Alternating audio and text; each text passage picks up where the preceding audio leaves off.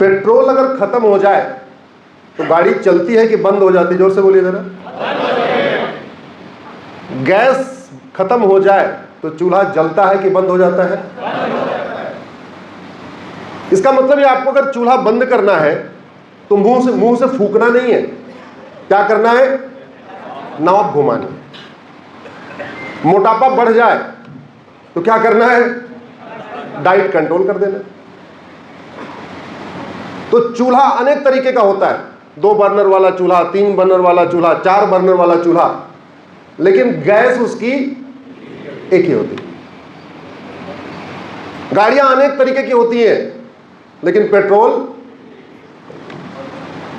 बांसुरी अनेक तरीके की होती है, अनेक धुन निकलती है, लेकिन उसका बांस एक तरीके का होता है। और हमारे पूर्वज क्या कहते थे? न रहेगा बांस, जोर से बोलिए, न रहेगा बांस। तो अगर बांसुरी आवाज रोकना है तो क्या करना पड़ेगा? बांस काट दो, आवाज बंद, न रहेगा बांस, न बजेगी।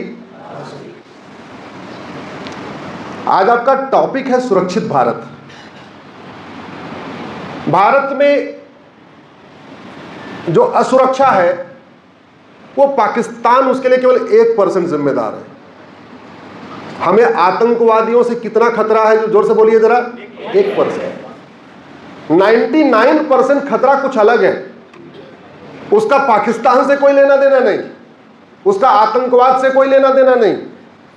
और पाकिस्तान से निपटने के लिए तो हमारे पास एक से बढ़कर एक महापराक्रमी एयरफोर्स, नेवी, आर्मी, बीएसएफ सब कुछ है। तो 1% से हमें ज्यादा चिंता नहीं करना चाहिए। चिंता करना चाहिए वो 99% से। उस 99% में क्या रूट काज है, उसके 2 विषय पर मैं बात करूंगा। हमें जातियों के आधार पर बांटता कौन है? जोर से बोलिए जरा। नेता। कौन बांटता है? जिसको पार्षद बनना है, प्रधान बनना है, विधायक बनना है और सांसद बनना है। हमें क्षेत्र के आधार पे कौन बांटता है? नेता। हमें भाषा के आधार पे कौन बांटता है? नेता। मजहब के आधार पे नेता। पूरब पश्चिम के आधार पे, अगड़े पिछड़े के आधार पे नेता। दलित बनाम सवर्ण, लिंगायत बनाम नॉन लिंगायत, नेता। तो बांटते किस लिए है? सत्ता में आने के लिए। और सत्ता किस लिए चाहिए? माल पानी के लिए। तो अगर माल पानी रोक दिया जाए, अगर माल पानी रोक दिया जाए तो कोई बांटेगा क्या? अभी इसलिए सारी समस्याएं चल रही हैं कि पॉलिटिक्स भारत का सबसे बढ़िया प्रॉफिटेबल धंधा है, सबसे बड़ा प्रॉफिटेबल धंधा है। 5 करोड़ लगाओ, 5 साल में 50 करोड़ कमाओ, नेट 45 करोड़ का फायदा। इतना तो शेयर मार्केट में भी नहीं है क्या? इधर कुछ बिजनेसमैन है, वो प्रबुद्ध भारत कहां गए, वो चलाते, वो भी बिजनेसमैन है। अरे इतना फायदा है क्या? 5 का 50 है क्या?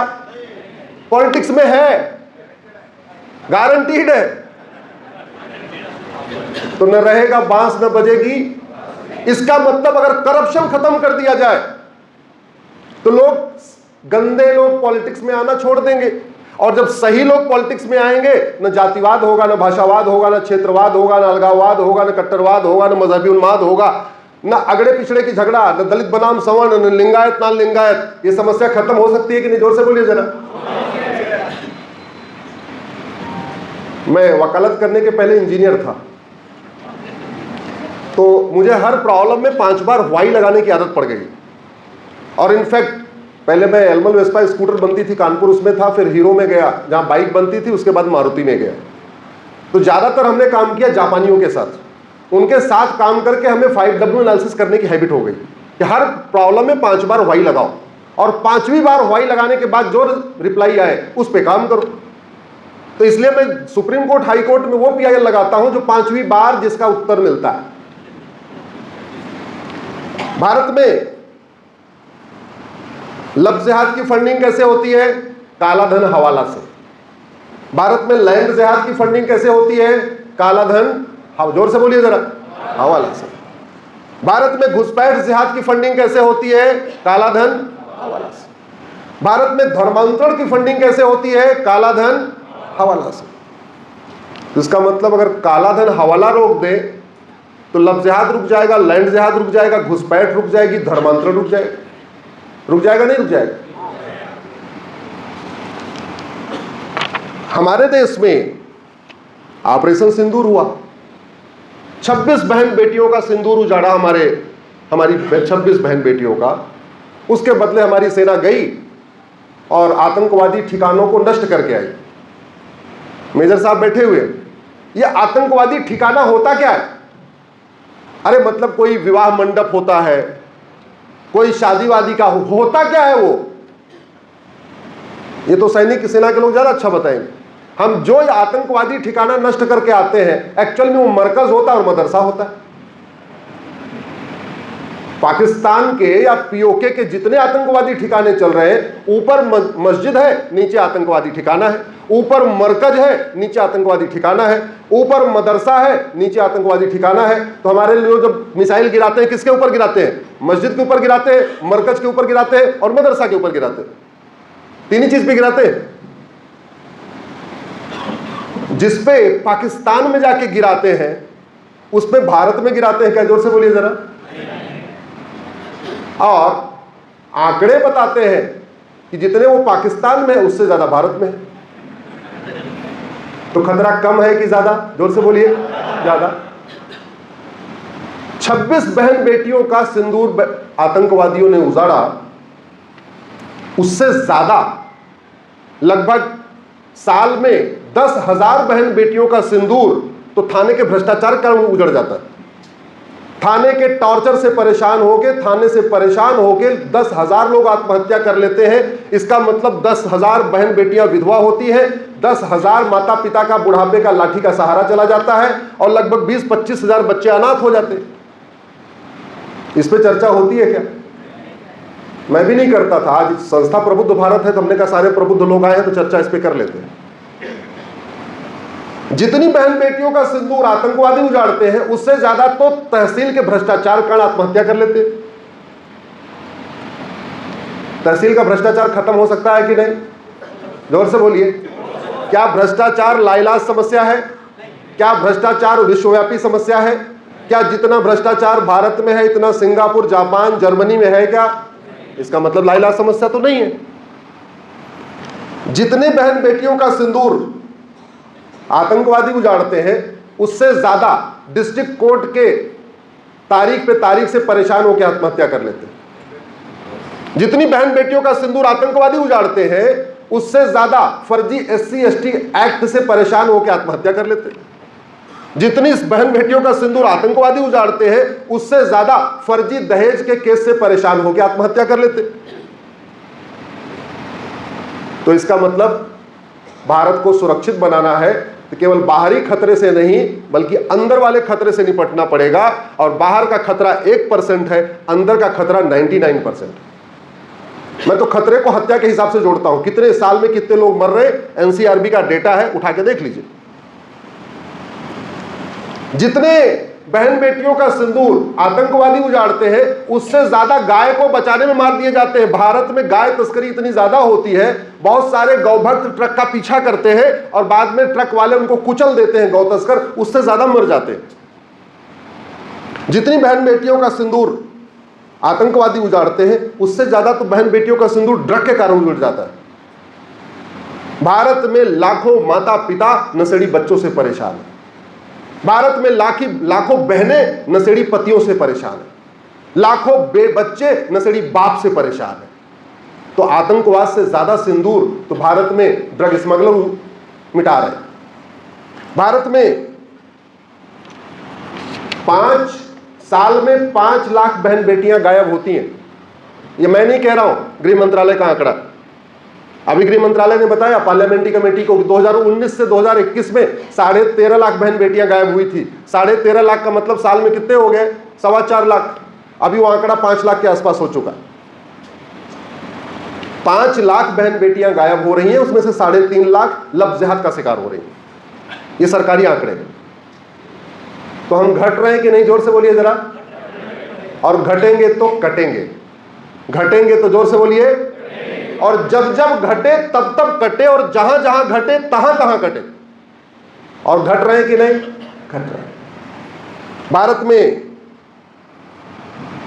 जितनी बहन बेटियां आतंकवाद का शिकार होती हैं, उससे ज्यादा तो अपहरण का शिकार हो जाती हैं। अभी एक परिवार गया था हनीमून मनाने, इंदौर से शिलांग, सुना होगा आपने, वीडियो देखा होगा। मार दिया ना, किडनैप करके मार दिया। भारत में जितने लोग आतंकवाद का शिकार होते हैं, उससे ज्यादा नकली दूध, नकली घी, नकली पनीर, नकली मावा खा के मर जाते हैं। यह भी एनसीआरबी का डाटा है। यह रोका जा सकता है कि नहीं? जोर से बोलिए जरा। रोका जा सकता है। भारत में जितने लोग आतंकवाद का शिकार होते हैं, उससे 1000 गुना रोड एक्सीडेंट का शिकार हो जाते हैं। 5 लाख लोगों का हाथ पैर हर साल टूटता है, उसमें से 1 लाख लोग मर जाते हैं। यानी 1 लाख जो लोग मरे, वो या तो किसी के पति हैं, या किसी के भाई हैं, या किसी के पुत्र हैं, या किसी के पति हैं। तो हो रहा है कि नहीं हो रहा है? और रोड एक्सीडेंट का मूल कारण, जोर से बोलिए जरा, भ्रष्टाचार। जितने का टेंडर हुआ 50% तो चला गया ऊपर से नीचे तक बांटने में। जब 50% बचा तो ठेकेदार ने 25% अपने पास रख लिया। मटेरियल कितना लगाया? 25%। हर साल बारिश के पहले सड़क बन रही है, बारिश के बाद टूट जा रही है। और एक्सीडेंट का मूल कारण सड़क का गड्ढा है, और सड़क के गड्ढे का मूल कारण है भ्रष्टाचार। इसको रोका जा सकता कि नहीं रोका जा सकता? आंतरिक सुरक्षा के हिसाब से बताता हूं आपको। मेरी पीआईएल चल रही है सुप्रीम कोर्ट में कि मैंने कहा था कि 6 करोड़ घुसपैठिए आ चुके हैं। 2017 में जब मैंने पीआईएल फाइल किया था तो 5 करोड़ थे उस समय, अभी इनकी संख्या 6 करोड़ हो चुकी है। यानी भारत में पाकिस्तानी, अफगानिस्तानी, बांग्लादेशी, रोहिंग्या मिला के 6 करोड़ है। ऑस्ट्रेलिया की जनसंख्या 2 करोड़ है, और भारत में कुल घुसपैठिए कितने हैं? ऑस्ट्रेलिया का 3 गुना ज्यादा। कनाडा की जनसंख्या 4 करोड़ है, और भारत में घुसपैठिए। कौन सा ऐसा जिला है जहां पे घुसपैठिए नहीं है? अब यह नहीं पूछना पड़ेगा कि इस जिले में है, मैं उल्टा सवाल पूछ रहा हूं। आपके राज्य का कौन सा ऐसा जिला है जहां रोहिंग्या बांग्लादेशी नहीं? आप बताइए, जानते कोई राज्य? ना। अरे आपके इस जिले में भी है, आपके इस मंडल में भी है, आपके राज्य की राजधानी में भी है। कहां नहीं है? क्यों? क्योंकि बॉर्डर पे 2000 रुपए देके अंदर आते हैं, टू ट्रेवल वाला उनको अंदर पहुंचा देता है। अंदर आते हैं, 2000 रुपए में आधार बन जाता है। उसके अलावा फिर आरटीओ ऑफिस का दलाल 3000 में ड्राइविंग लाइसेंस बना देता है। नगर निगम का दलाल 2000 रुपए में बर्थ सर्टिफिकेट बना देता है। तहसील का दलाल 2000 में राशन कार्ड बना देता है। दूसरा वाला दलाल 2000 रुपए में उनका सर्टिफिकेट बना देता है, ईडब्ल्यूएस सर्टिफिकेट बना देता है। 10 से 15,000 रुपए खर्च करके 5 से 6 डॉक्यूमेंट बनवा लेते हैं। उसके बाद बचा हुआ काम वोट जीवी नोट जीवी नेता कर देते हैं, जिनको चुनाव लड़ना होता है। अच्छा, बोले तुम 100 घुसपैठिए हो, एक काम करो, आ जाओ वोट देना, तुम्हारा वोटर आईडी में नाम जुड़वा देते हैं। अच्छा, वोट जीवी नोट जीवी के लिए कौन इंपॉर्टेंट है? सर आपके घर में कितने लोग हैं? 4 वोट होगी, इससे ज्यादा तो नहीं होगी। नहीं, आपके बगल में अगर एक घुसपैठिया होगा, उसके यहां कम से कम 20 वोट होगी। जिसको वोट चाहिए वो जनरल साहब के यहां जाएगा या घुसपैठिए के झुकी में जाएगा? जोर से बोलिए जरा। जनरल साहब को चाय वाय पिला देंगे, ठीक है, लेकिन वोट इनकी नहीं चाहिए। वोट किसकी चाहिए? चंदा चाहिए अग्रवाल समाज, वैश्य समाज, मारवाड़ी समाज, माहेश्वरी समाज से, या एक शब्द में कहें तो व्यापारी समाज से। पॉलिटिकल पार्टियों को चंदा किससे चाहिए और वोट किसकी चाहिए? हाँ, क्यों? आपके घर में 4 वोट से ज्यादा है ही नहीं है, तो आपकी वैल्यू घुसपैठियों से नीचे है। घुसपैठियों के मामले में, वोट के मामले में आपका 5 परिवार और घुसपैठियों का 1 परिवार बराबर है। आप चंदा दीजिए, वो ठीक है, आके मिल लीजिए, फोटो खिंचवा लीजिए, सेल्फी ले लीजिए, माला पहनवा देंगे आपको। वोट देना है मत दो, कोई बात नहीं, और पता भी वैसे वोट देने के लिए तो छुट्टी में भाग जाओगे। वोट किसका चाहिए? तो समस्या का समाधान क्या है? जितने पाकिस्तान के आतंकवादी मारते हैं, उससे ज्यादा तो माओवादी नक्सलवादी मार देते हैं। और माओवादियों नक्सलियों की फंडिंग कैसे होती है?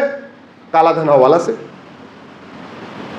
भारत में बहुत बड़े पैमाने पे जो डेमोग्राफी बदल रही है, अगर इसमें 5 बार वाई लगाइए तो पता चलेगा जो डेमोग्राफिक बदलाव हो रहा है इसको रोका जा सकता है, लेकिन रोकने के लिए नियम कानून बदलना पड़ेगा।